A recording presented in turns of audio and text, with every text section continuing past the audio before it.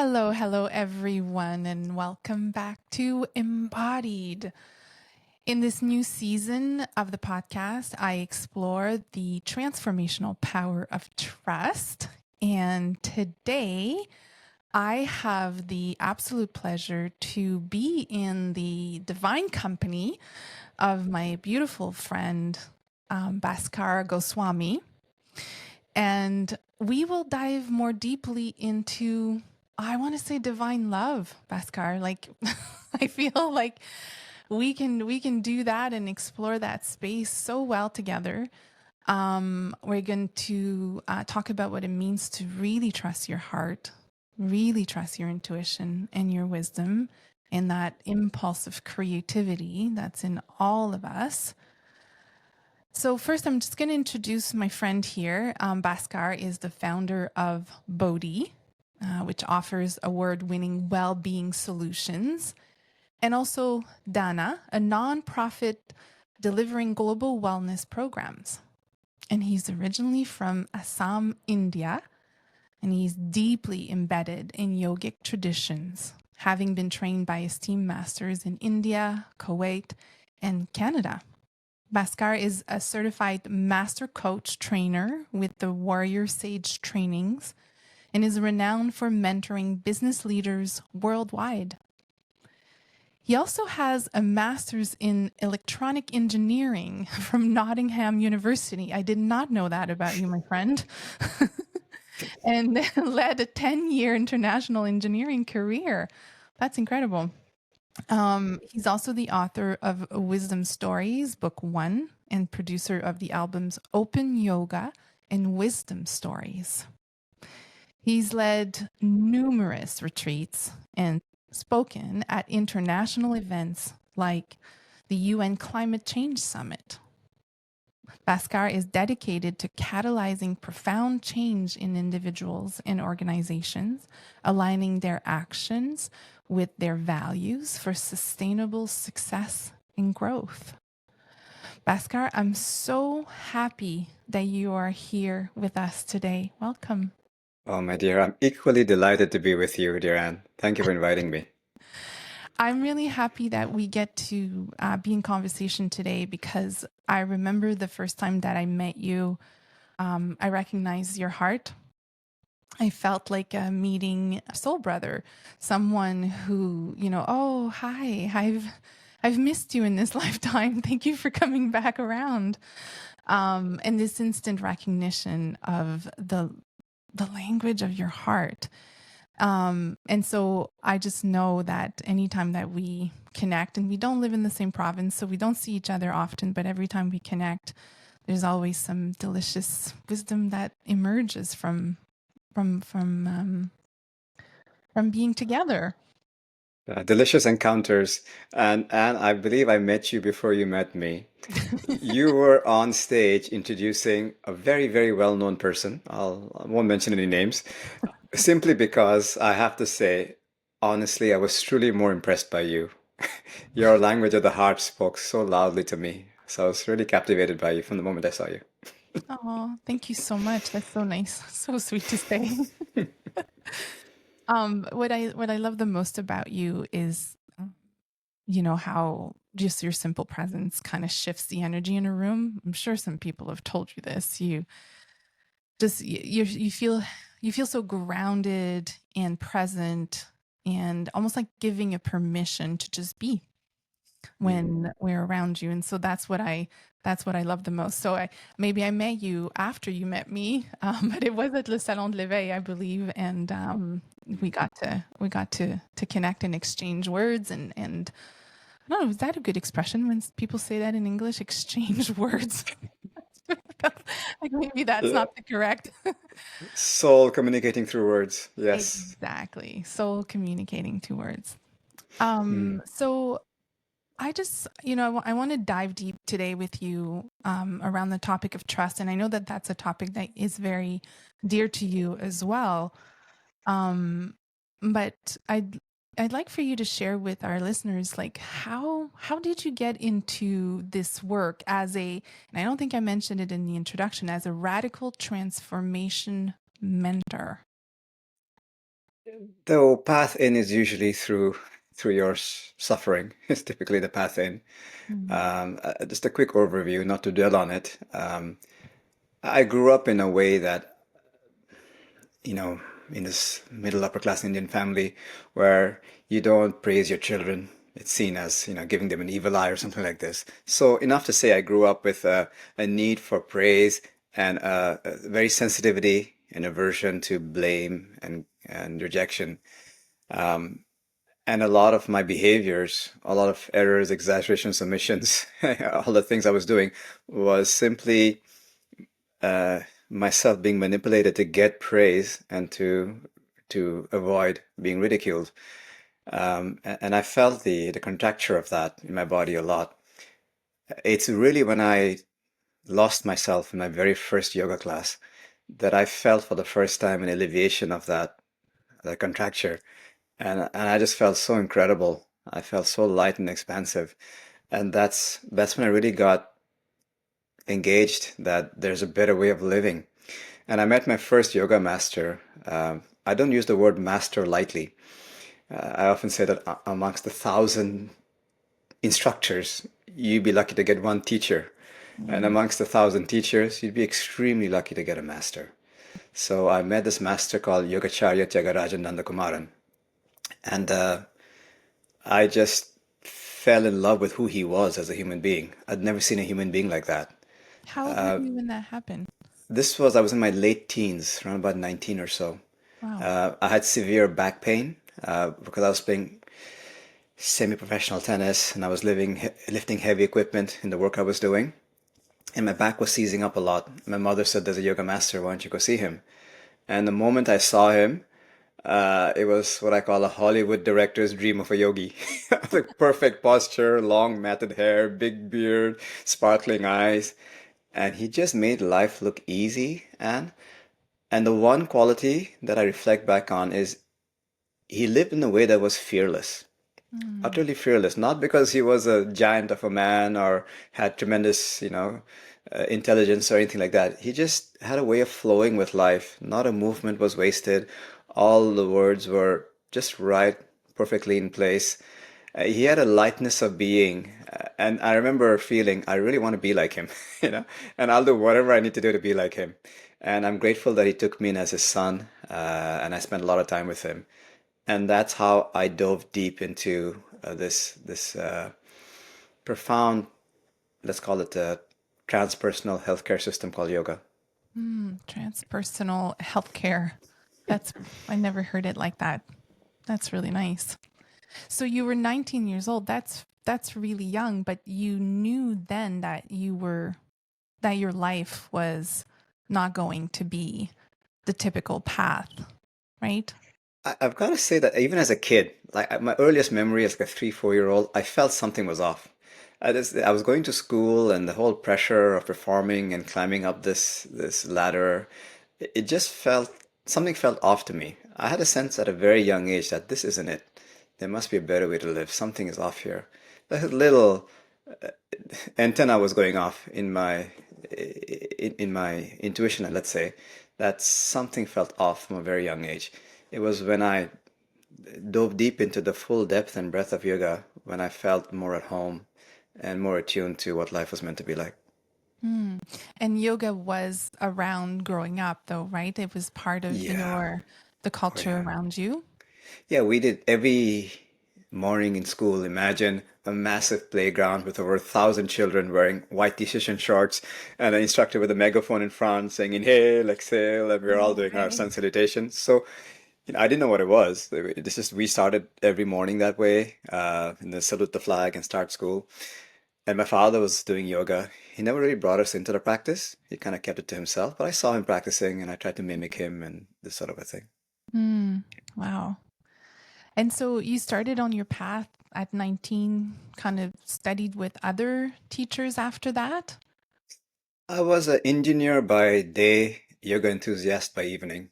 So while I got my degree and everything, and every evening, I went to practice and teach yoga. So it just became a very integral part of my life, uh, simply because I felt it made me a better human being. better for myself and better for those around me. And when I didn't do it, it felt like going through your day without brushing your teeth. It was kind Mm. of, yeah, very unpleasant. Yeah, that's how I got into it. But this transformation work really happened. The story behind that was during the lockdown, actually. You know, so short story around that is the lockdown happened in March 2020. And as the months went by, I saw in social media there was a lot of, let's call it mistrust happening, Mhm. polarizing ideas, vehemency, and this sort of just tragic energy I noticed in people I loved and cared about deeply. I felt they were suppressing themselves, not speaking their truth. So my friend Costa and I got together and created a virtual event, a Zoom event, a freedom of speech event, where we just invited everybody. You can say whatever you want to, open mind, open heart. We'll just hold the space for you so you can just at least let it out of your body, and your mind and your heart. So there were about 50 people or so there. And I still remember in the top left corner, there was this very impeccable man. He was strong and sturdy, almost looked like the Oscar statue. And I was very impressed. And he just said a word or two, and his words had such gravitas. It just really shook me to the core. Again, I felt in awe with that human being. I had no idea who he was. So I Mm. reached out to him afterwards, and his name is Satyan Raja. Satyan Raja. And just like this, I was having a Zoom connection with him, and he called me Bhai. He's of Indian heritage, and Bhai means brother. So he says, Bhai, tell me what you truly want. And I heard myself saying, I want to duplicate you, so there's more of you in the world, so you can get more done. I mean, who talks like that? It's so weird. It's like, why am I saying this? It just happened spontaneously. Yeah. And he said, well, in that case, go through my training. And I went through his training called Warrior Sage, the Warrior Sage Academy, and I was blown away. Really? Oh my goodness, the depth of the work that he has put together, the body of work, it's like a amalgamation of all the wisdom traditions put into these very potent processes that can create radical transformation in people's lives. About things around polarity integration. For example, a client I had this morning, she had a distance between giving and taking, for example. Very good at giving, not very good at taking, right? And and a very powerful process within half an hour brought her back into this balanced state where there's no craving or aversion to one or the other. And that's just a pure expression of her as a conscious being with choice. And on like this. And so as I've become a master coach, objectively, Anne, it honestly feels like I've been gifted a superpower Wow. where I can just connect with somebody and just remove any stress and struggle and allow them to live in a lighter, more aligned way. So that's what I'm so devoted to now, the transformation I see before me, and it's beautiful. Wow. And so that's fairly recent in the It, last 4 years. 4 or 5 years or so, yeah, I'd say 4 years, Wow. yeah. That's incredible. I love that you brought the idea of polarity integration because I think that that plays a lot with our capacity to trust because Hmm. often people struggle with discerning who or what to trust. And when there's this duality of me and them or this and that, victim predator, it's very difficult to trust our own personal power because we are not quite sure where to place our attention in what is true. And you and I are talking on the day after the election in the US right now. The episode will be published later, but still, there's this sense of wow, it would be easy to grab onto a story in which I would be different from someone else, or I'd be separate and dual, there'd be in that duality because it's everywhere. It's all over social media, it's all over the news. And and then there's just this recognition that wow, none of this storytelling, with us versus them is helpful at all. and that really who I truly am is this impersonal ground underneath it all. And so I love when you mentioned that example with your partner, this recognition that as soon as we live in that duality, it hurts. It sucks. It doesn't feel good. And it's kind of our cue to say, like, if that's not where truth lives, that's not what I should trust. Do you? Oh, you're so on point there. And let's just say, I think everyone can feel there's a crisis in trust. Mm-hmm. We are having a difficulty knowing where to put our trust. And like you so beautifully said, as soon as you have the other, well, as soon as we're othering, then there is like an enemy. Mm-hmm. There's something to fight against. And as soon as that happens, there is anger or fear. And as soon as there's anger and fear, our our ability to be with reality diminishes considerably. Our capacity to see deeply gets hijacked. Our IQ drops, our EQ drops, our Mm-hmm. contact with assessing what's actually happening gets quite often distorted. Mm-hmm. So the capacity to see reality as it is diminishes. Yeah. And this is the challenge with othering. And this does not mean condoning. This does not mean agreeing with nonsense. You know, it simply is a seeing of a reality that is same in me. And there's a practice you may be familiar with called "Just Like Me," and Mm-hmm. the great Zen master Thich Nhat Hanh has a poem called "Call Me by My True Name," when he sees himself in in both the victim and the perpetrator, and that very often when we are othering, we're essentially projecting a shadow side of us. This is basic Jungian psychology and so on. So we're actually resisting a part of ourselves when Mm-hmm. we're othering. So, and there's a growth opportunity there. What is in me that is so emotionally triggered by that? Yeah. I something just kind of came up and I wonder if the reason why. So I'm completely self-referencing here because I can look at Mm, my year, the past 12 months when I did that, right? When I othered. mm, And it coming from this subconscious need to belong, right? Because if there's no sides, then I have to belong to myself.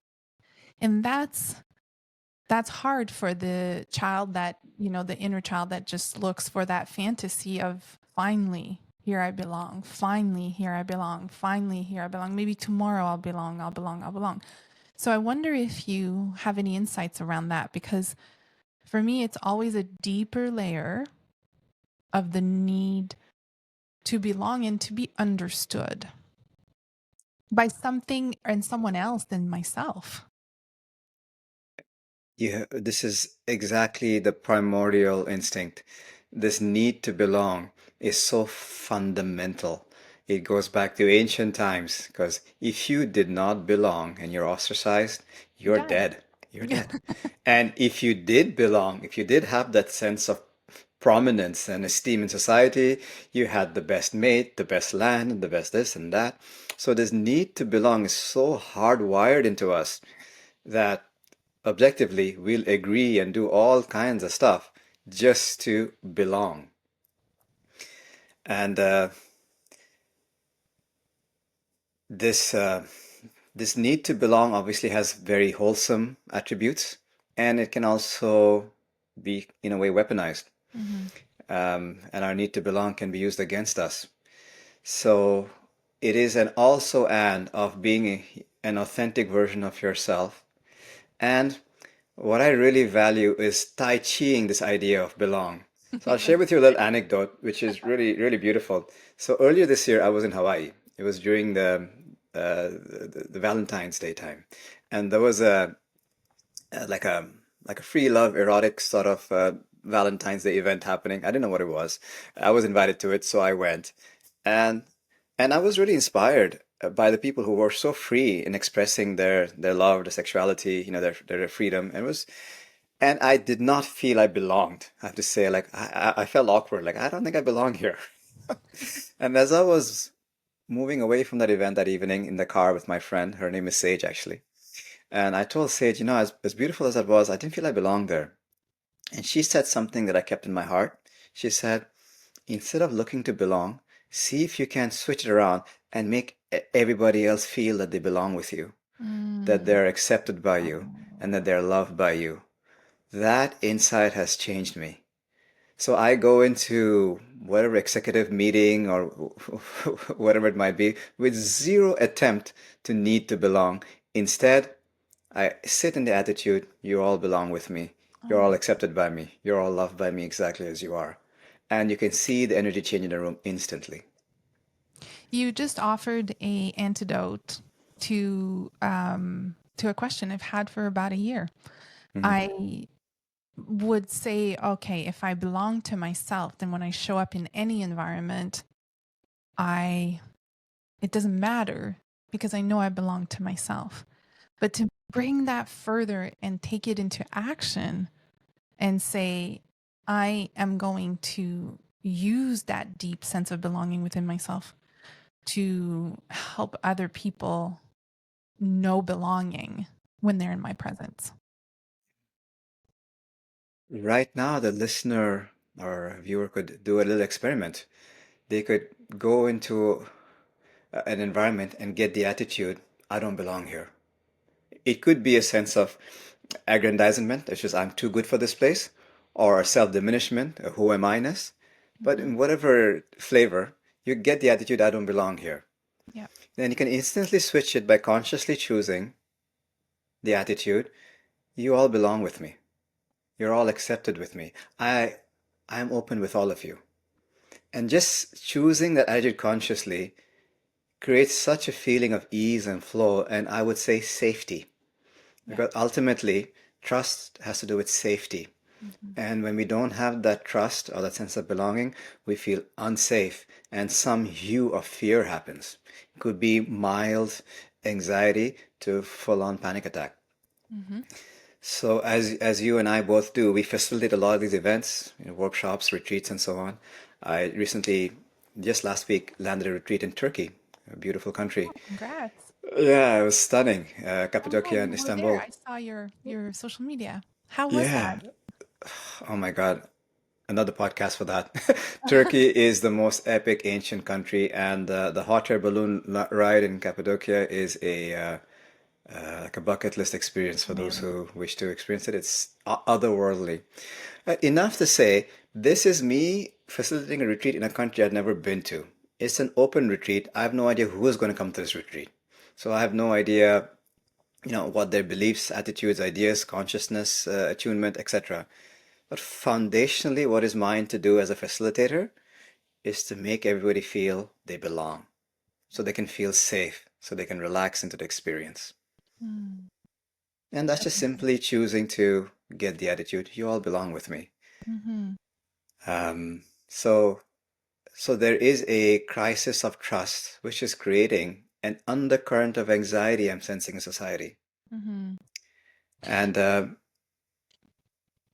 we have to be very clear in this time of rapid change, incredible uncertainty, who knows which domino is going to fall, right? Where can we put our trust? Mm-hmm. And for me, having clarity in this time, in this space, in what is yours to do and what is not yours to do, allows you to move into a place of trust and confidence. I'll give you a simple example. A client came to me from one of these countries that are having a war right now, and she was in tremendous anguish, absolutely disturbed, could not sleep, Mm-hmm. high anxiety. Her name is Linda. And I said, Linda, in these times, tell me what's yours to do. Yeah. She said something. I said, thank you. In these times, tell me what's not yours to do. She said something. I said, thank you. We went on like this for about 20, 25 minutes. 25 minutes later, she was like a Zen master. totally steady in trusting what is hers to do and what's not hers to do. So we're not Mm, wasting our energy and bandwidth and our anxiousness in doing things that we have no say over. exactly. I literally have maybe 0.05% say over who becomes the president of the United States. Maybe I can influence one or two voters at best. I'm in Canada. What can I do, right? It's none of my business. So why should I get worked up about something that I have zero, virtually zero say over? Rather focus on what's mine to do. And what is mine to do is can best be described as sangha, creating places and spaces of trust where we uplift each other as brothers and sisters.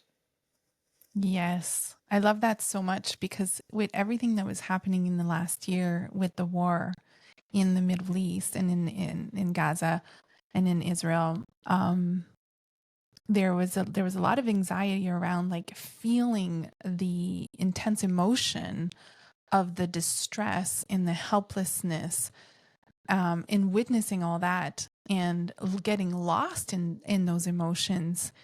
And you nailed it because the anxiety that comes from the helplessness is really this energy of fire within ourselves that is not being allowed to be used to do what is mine to do.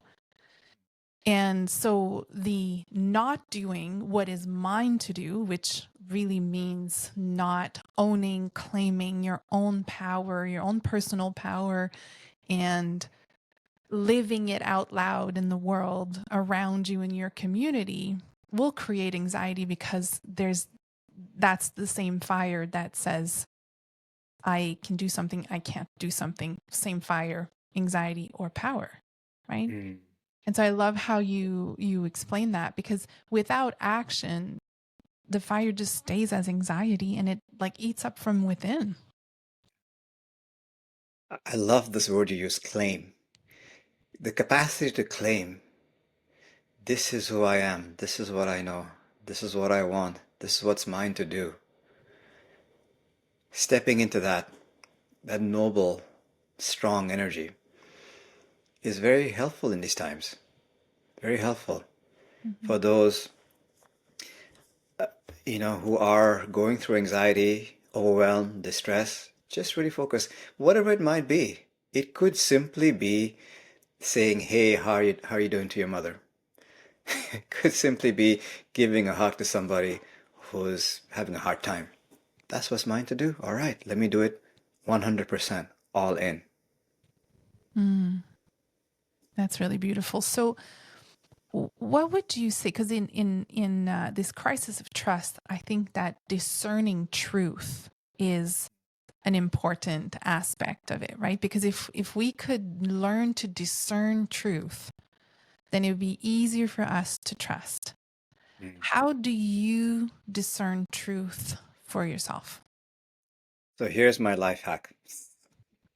If I try to understand every single move that's happening in the world right now, it's like my tiny brain trying to predict a move of a five-dimensional chess game with supercomputers. There's no way my tiny brain can do that. So I have a very simple life hack.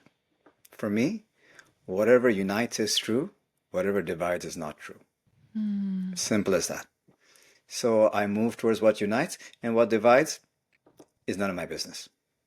It's not for me to do. yes. Yeah, and someone else can take that on. Someone else might take it on and actually do really well with it and talk to people who want to hear it in that way. Because Absolutely. it's the surrendering, letting go what is not, what doesn't belong to me. And I celebrate them and I honor them. It's wonderful that you're doing that and you feel that's yours to do and you're all in. Beautiful. You know, we all playing our part in this tapestry called life, and that's the part you're playing, and it's beautiful. And here's the part I'm playing. Yeah. That's really big. So I'm just going to repeat it so listeners can really hear it. So what unites is true and what divides is not true, which really says that this divine love, impersonal ground, the consciousness, God, universe, whatever you want to call it, is unified And there's information, energy, wisdom that emerges from that space in the present moment, in the non-polarizing, non-dual, and that is truth for you in that moment. And then the Beautiful. rest is noise, the rest is words, none of my business. You know, you and I have spent a lot of time studying the wisdom traditions, religions, and cultures. And the word religion, religere, I think I may be butchering the word, it's a Latin word. It means to bring together. It means to bring, the word religion literally means to bring together. The word remember also means to remember, bring it all back together. And the word yoga is the same as the root of the word yoke. Yoke is to bind together, to bring together. So the essence of all these traditions is essentially seeing the unity in the diversity. You know, we have diverse expressions of the same oneness. And when we can attune to that, that just like me-ness. I've taught, for example, in prisons, and and when we make contact, it becomes so clear that this person is just like me. In If I was in their situation, in their circumstance, and that person is very likely I would have done what they did, just like me. Just circumstance. I was born at another place at another time, another circumstance. So, and this is the ground of understanding. What Rumi says very beautifully, beyond the hills of right doing and wrongdoing, there's a plane. I'll meet you there. You know, the Yes. plane of understanding. Yes. And to me, that's the difference between judging, good, bad, to assessing. Assessing what is true and what is not true.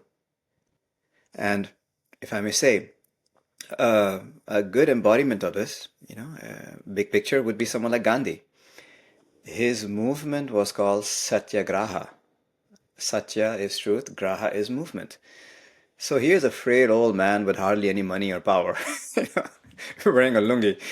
Didn't say a single word of anger or violence or belittling, did not disrespect anybody. He just says, this is what is true.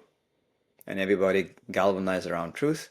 And a frail old man essentially removed an empire just by standing in the fertile soil of truth without any vehemency, any drama, any excessive sense of importance. Just stood in truth. Wow. I am processing quite a bit right now, so I'm like taking it all in. I love the illustrations and the imagery that you bring because it just really lands. Like it's something that we know, but then when you have these examples in the imagery, it really helps to land it in the body. Because for me, that's all that we're talking about happens at the body level. Like it's not something that's outside of myself. It's not something that's in my mind or in my head, but a ground, with literally in the tissue of my body, like in the inner space. And so I just love the feeling of this, like landing like a, like a, I don't know, like a block, something just like, I know that to be true. I know that to be true. As a very wise person once said, be, feel, think, do. I wonder who said that. Yes. Yeah, right on. Yay, how Mm, it always comes around. It's all of mm, these cycles that comes around. yeah. Mm. We can dive into this. What are you being with? You're being with reality. Hmm. Being with reality. Reality of, and reality, as a convenience of speech, you can say there are two realities, the objective and subjective. The world around you that your sense gates are gathering data on. Eyes are gathering lights, colors, shapes, ears are gathering sound, etc. And then there's a subjective reality. A subjective reality has the four elements of thoughts, images, emotions, and body sensations. So, for example, if I'm really angry with this person, there's a thought, this person is a nasty person. There's an image of the person being nasty. There's the meaning I'm giving it, which is my anger. And there's a body sensation that goes with it. Tightness, the heaviness, the contracture, the heat, etc. Right? So that's the subjective reality. So being has integrity to it, and integrity, is means the whole. Like integer is a whole number. So the wholeness of this moment is what's happening outside and inside. So we take the whole into account. So being with what is, in a way, collapses the objective subjective duality. Mm-hmm. Yeah. So I have a question for you then about the chakras, because often when we Hmm. talk about intuition and trusting our intuition, we talk about the chakras and the direct experience of energy and information moving through these different centers in the body, but they're separate. They're not, but they are.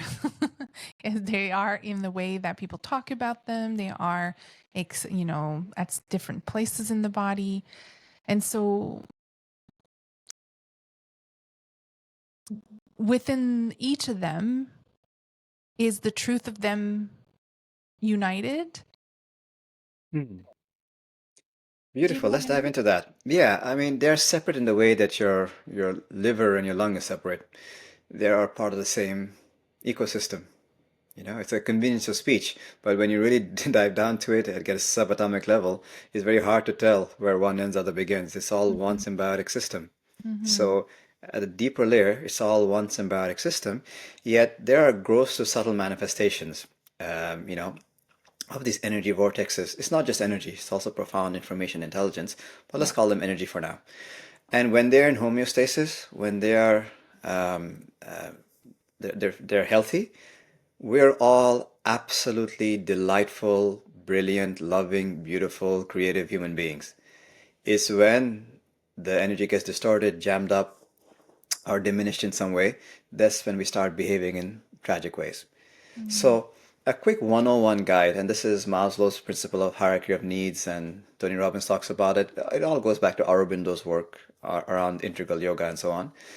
One very crude way to look at it is that these energy centers relate to some basic needs that we all have. Every single human being, doesn't matter age, culture, gender, social status, beliefs. So at that level, we're all the same. So at the Muladhara chakra, the very base of our body is the grossest element, that's the earth element, and that goes to our need for safety. Mm-hmm. Every single being wants to feel safe in the world.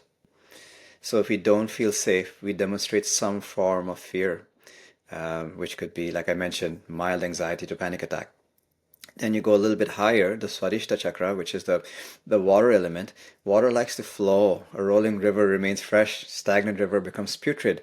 And this is our need for variety and freedom, right? To be able to move how we want to, when we want to. And when we don't have that, when that gets jammed up, we feel some form of frustration. This could be mild irritability to full on blind rage. And I go a little bit higher. Then you have the solar plexus, the Manipura chakra, and the fire element. You can call that the healthy ego. It's our need to feel appreciated, validated. So, for example, when my little daughter, 7 years old, comes up to me and shows me this little beautiful clay model that she made, and I'm going, "Oh my God, dear, that's beautiful. That's so brilliant. I've never seen something like this before." She trots away happily. She feels validated when I'm saying that authentically, of course. We're all Mm-hmm. like big kids after all. So, and when we're not feeling validated, we feel some form of resentment. It could be some sarcastic comment to full on disgust. And then we go a little bit higher. Most people are stuck there, by the way. As we go Mm-hmm. higher, it's more subtle. It's harder to, you need to be more sensitive to And it's tune into also a it. privilege, right? Because if Hmm. we don't live in a country where there is safety and there Oh, is yeah. a sense of freedom, Mm. then, we don't have the privilege to consider these higher consciousness You're absolutely right. needs, right? So they're Mm. also more subtle and they take some self-agency. And there's this, oh, I, I, I, I want to do this work to reclaim some of that power, but it also means I have to let go of the victims, right? So there's definitely, as we get higher, this Yeah. it's a privilege, and then it's also an act of power. We might not even need to go on because most people are really stuck there. Because when you're at the vibration of fear, like you said, you can't access the higher. Your consciousness is at a very gross level. very primitive survival level. So, yeah, the antidote to this is trust. Mm-hmm. Trust is what makes you feel safe in the world.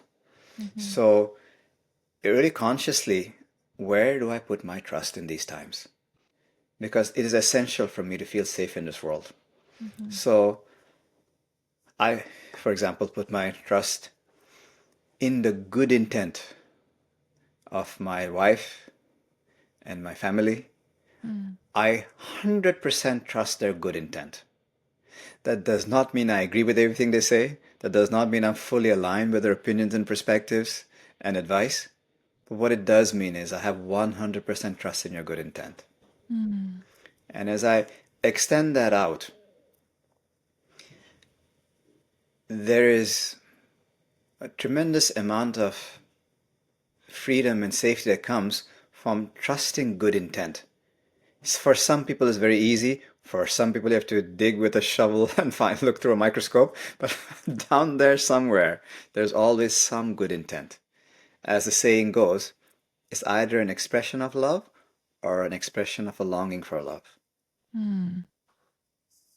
So, is that the same as saying, I know that they're doing the very best that they can in this moment? I trust that they're doing the best that they can in this moment. They're doing the best they can with who they are and what they have and what they know. Mm. I'm just writing this down that it's either an expression of love or an expression of a longing for Longing love, for love. which totally circles back to the non-duality of truth, right? Because so there's love, and then there's this longing for that same thing. We're in the same sphere where there's nothing's missing here, Mm. nothing's divided here. It's just either it or the desire to come back to it. Absolutely. Hmm. You know, when you do a retreat, for example, you're like a maestro of love, you know? And and when there's something that's misaligned out of tune, oh, this one person is anxious over here. Ah, she's feeling scared in some way. And then you make them feel safe from a place of love. Oh, this person is feeling frustrated in some way. Oh, they need to feel free from a place of love. You serve their need to feel free, and so on and so forth. And that's how you keep the symphony of love going in a retreat or in a workshop or wherever it might be. Um, Yeah, it's always a bringing back to or mm, a witnessing the reality of what is, and then this desire to come back to the wholeness. yeah, I mean, we all share that in common, right? We all have that in common. This pull to back to wholeness. just like me, just like you, just like everybody. Mm-hmm. Um, so in these times of rapid change, I just did something called the Wisdom Cafe last Sunday. There was about 30 or so people there, and the theme was around trust. And the first thing we did was just get an audit of where we are with this. It Mm-hmm. was obviously a very tender subject, so it was done with a lot of love and sensitivity. Where were people in their trust with their government, with the media, with their technology, with the financial system, and I can go on like this. Right? Enough to say it was not that healthy. Um, so when there's such a breakdown in trust, and especially we're living in silos so much with algorithms reinforcing biases and all the stuff we all know very well, that we get stuck into and entrenched into a particular us against them. I like to call it the pendulum. You know, there are all these pendulums in society. Trump, Kamala, Ukraine, Russia. I can go on like this, right? Israel, Gaza, etc. Yeah. Right? Yeah. And the moment you feed it with your emotional energy, that's what keeps the thing going. That's what keeps the divisive rhetoric going. Doesn't matter which side you choose. The moment you feed it with your emotional energy, that's what keeps the thing going. So I refuse to participate in these pendulums. You know? Mm-hmm. Yes.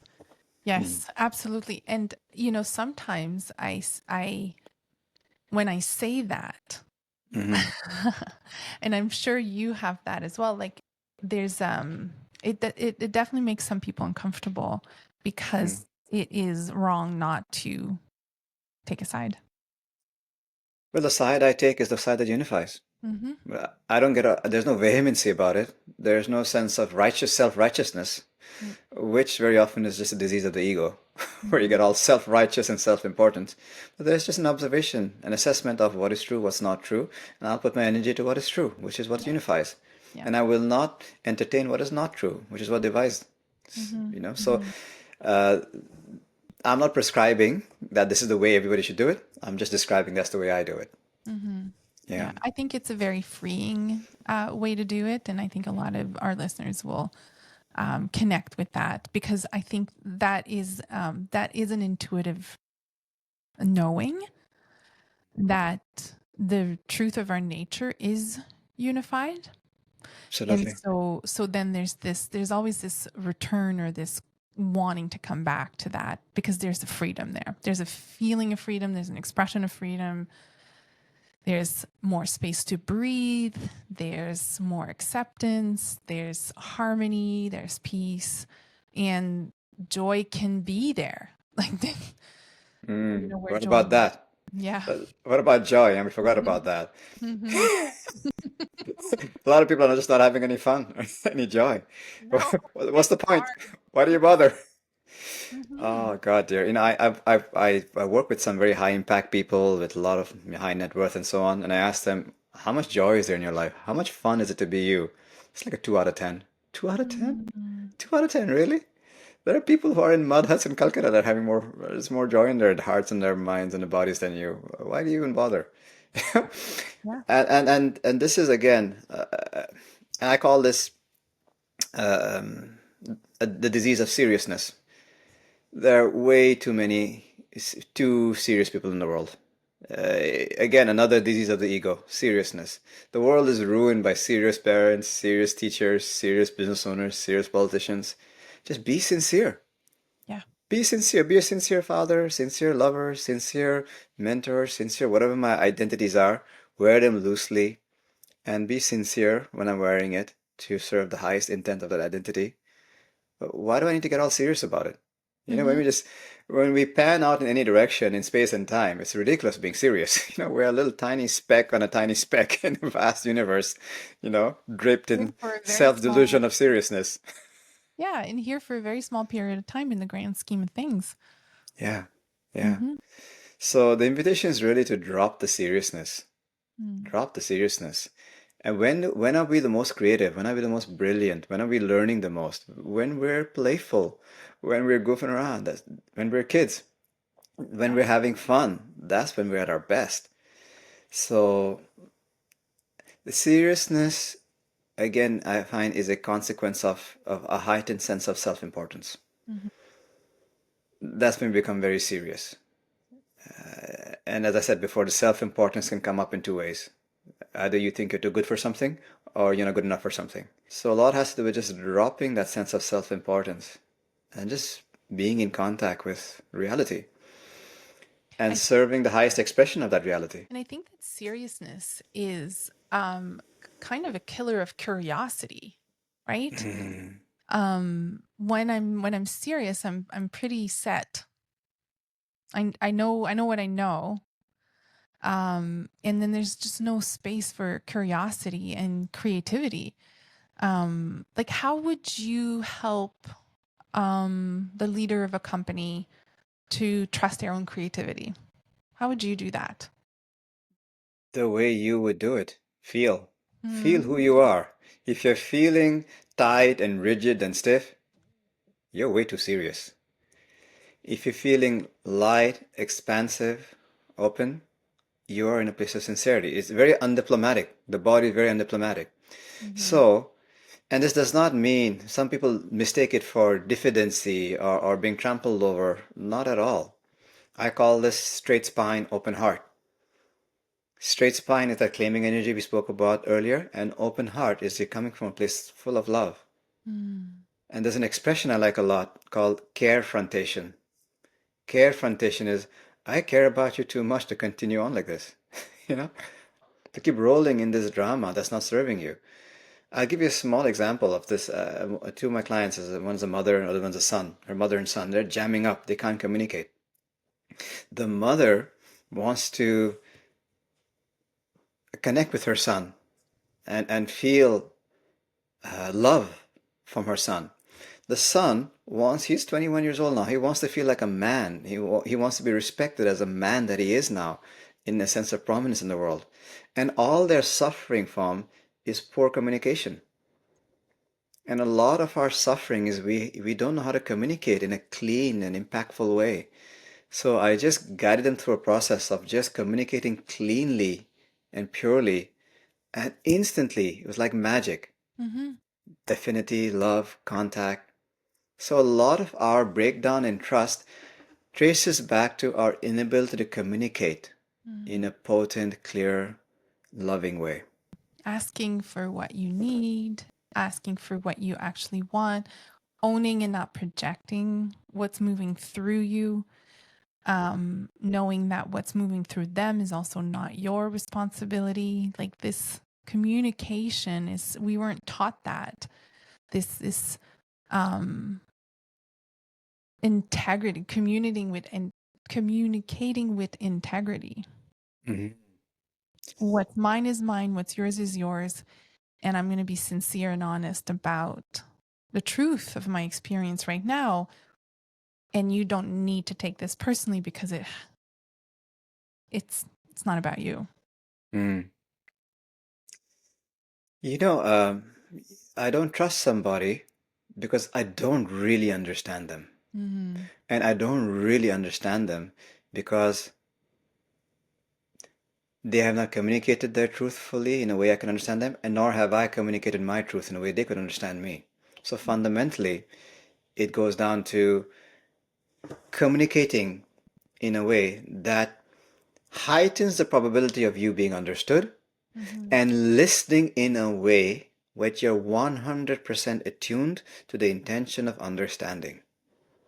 And understanding in a way that I call equilibrium. Equilibrium means without leaning in or leaning away. So I'm not listening intellectually to agree, leaning in, or disagree, leaning away. And I'm not listening emotively to agree, leaning in, or disagree, leaning back. Mm-hmm. I'm listening with equanimity. Why? Because I truly want to understand you. Mm-hmm. And Mm-hmm. that in itself is so healing when somebody feels they're being listened to only to be understood. Yes. Yes. That's a skill worth mastering. It's a feeling of I'm being seen Mm, for the truth of myself right now. yeah. Greatest greatest Yeah. gift you give can give someone. It truly is. It truly is. Um, and again, I'll re-emphasize this. Understanding does not mean agreeing or disagreeing. It does not mean liking or disliking. It just means I understand. I get Mm. it. I get where you're coming from. Yes. Yeah. That alone is so powerful. And also, like you very beautifully said, speaking in a way with that's empowering, owning it, speaking from my perspective. I don't have a grasp on eternal truth, absolute truth. I only have a grasp on my perspective of truth. So I can only speak from that place, which is when I saw this, or when I heard this, or when I experienced this, I felt this because I want this or have a need for this. How are you seeing it? You know, what are you seeing different that I'm not seeing? Help me understand that. Right? So these are the foundations of Marshall Rosenberg's work, nonviolent communication, which is pure gold. And that, I think, is a very healing balm in this time of mistrust. I think it's really helpful what you just said when it comes to trusting other people, because we hear often, I've been betrayed, and so I can't trust. I've been betrayed by this person or by this organization. Even I've been betrayed by life, so I can't trust life.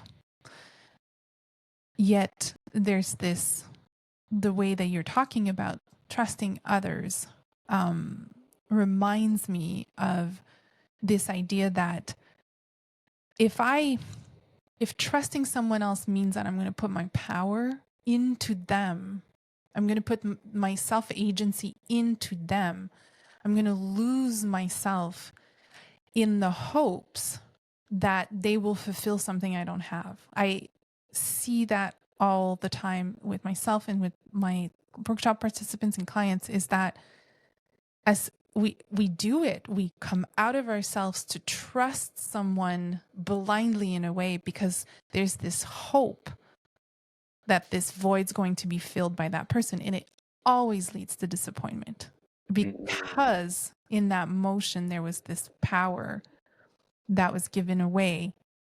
We did that.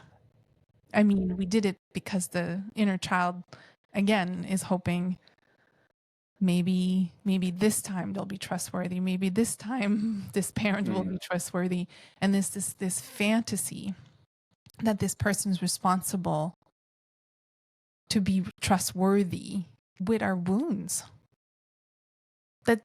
That's a lot to put on a person. So that's not what trust means. To trust someone is to say, I'm trusting that you're actually doing the best you can, that you are good, yet I'm not putting myself, my power into your hands. And you're right on point here. This is why the inner work is so important, you know, the clearing and the cultivation and the growing up, the maturing, so that we don't have wounded inner children running countries, running companies, running governments. You know, that's not what I don't want a wounded inner child, even being my mentor or my coach. I want somebody who's done the inner work and have stepped into being a mature adult. So that's why that the clearing and cultivation part is such an important part of this. So you're not coming into this from a need that has been unnourished, you know, in your psyche. So, so that inner work piece is a very, very important part of standing in what I call the fertile ground. Where I'm standing right now is as a conscious divine being with choice. That's the ground I'm standing on.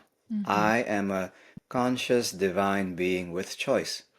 I'm choosing to be in this house. I'm choosing to be in a relationship with my wife. I'm choosing to be in this podcast with Anne. I've made these choices consciously. So as I stand on this ground of a conscious being with choice, that comes with some privileges and responsibilities. The privilege is I can do what I want to, when I want to, however I want to, because I'm choosing that. Mm-hmm.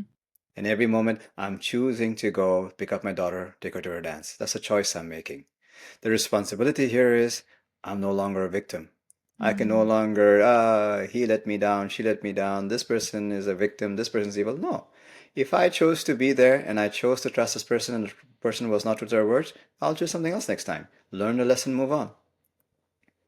So, returning to this, a remembering to this, fundamentally, the divine conscious being with choice is sitting here, and so is this person sitting in front of me. Mm. Yeah, that offers a lot of freedom to anyone that comes into your orbit, and hence how I was describing how it feels to be around you, my friend. Thank you, love. Yeah, I'm delighted to have this cosmic giggle with you in this time and call it a podcast. Cosmic giggle. Oh my goodness. I have one more question for you. Go ahead. Um and this is it kind of ties into the topic of being serious and joy, because I definitely tend to be serious, Mhm. and I've always been serious my whole life. And I make time for joy because I know that's the I have consciously I consciously have every day to remind myself to make space for joy and pleasure and fun. So this this kind of high value that is also connected to my own wound has to do with being relevant.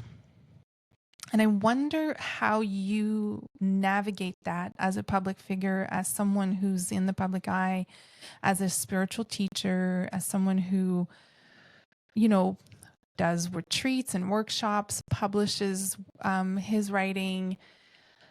This, like, I kind of feel now maybe we're up in the heart chakra, this need to be Mm. relevant.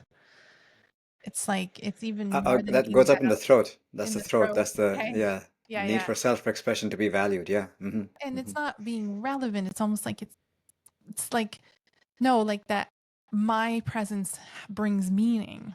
Mm. And yeah, and I'm like being really aware of myself having this need, and then when I come out of myself and need to be relevant to other people and to a lot of other people, then it's a wound and I lose myself. But when I want to be relevant to me, meaning that I own, accept, claim what's meaningful for me in this moment, Mm. then it becomes a power. So I'm just kind Yeah. of curious about Yeah. what that's for you, how that works for you. And if does that resonate at all? It certainly does, and there's reasons for this. We all have at a certain level. The great Indian teacher, mystic, philosopher Jiddu Krishnamurti, he said, "It's no sign of good health to be well adjusted to a sick society." And unfortunately, some of our systems that are designed are not optimized for our well-being and welfare. So Mm, from a very, very young age, we are taught to be serious. Hey, stop joking around, be serious, you know?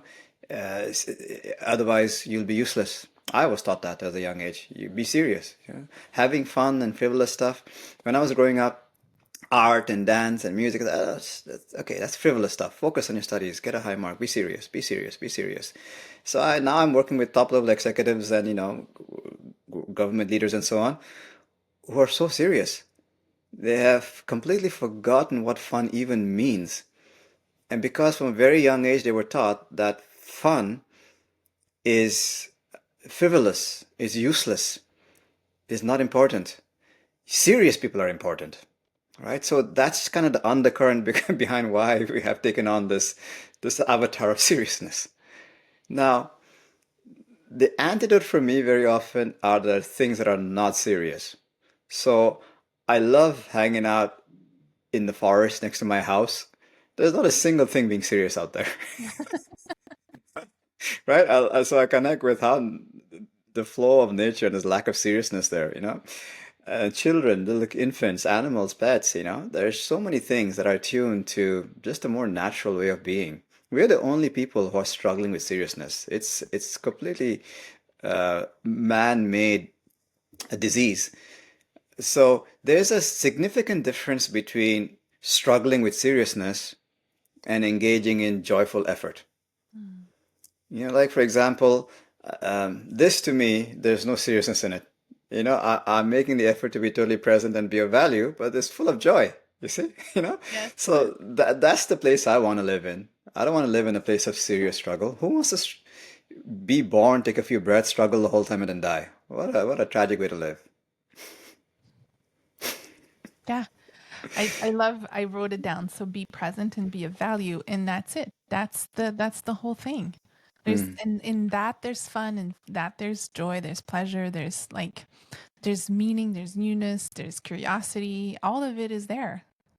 You're getting the best version of me when I'm not serious. When I'm serious, you're not getting a good version of me. My No. kids are not getting a good version of me. Nobody's getting a good version of me. I'm a miserable person. Yep. I'm miserable to myself and those around me. Yet when I'm in a place of sincerity and choosing to be where I am and being all in what I call devotion to the highest expression of the present moment, which is coming from a place of love, so I somatically feel that is lightness and expansion, Mm, you're getting the best version of me. mm, So that's how I navigate through situations wherever I am. It's when I'm in that place of sincerity, whatever talk it might be, seminar retreat, you're getting the best version of me. mm. So when I get all tightened up, I've taken myself way too seriously.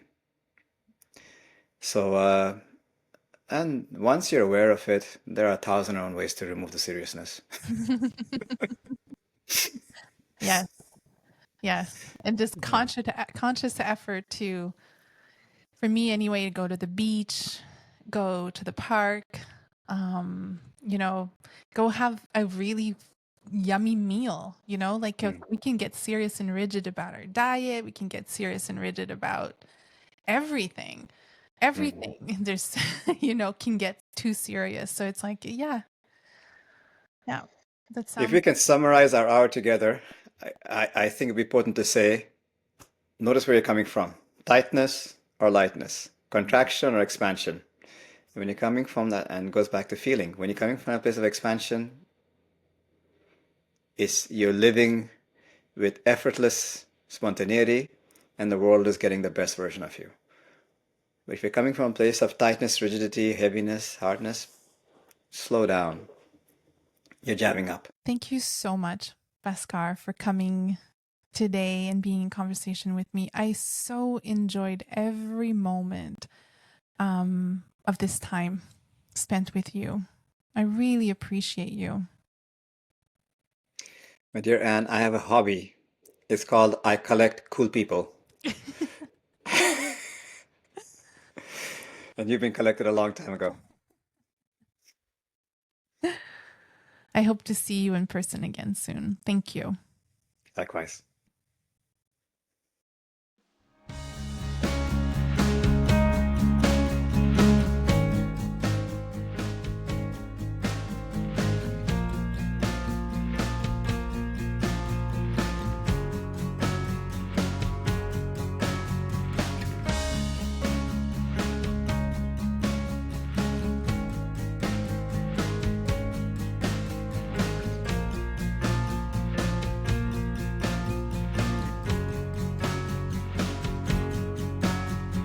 Words on the street, they say that you don't care about me anymore.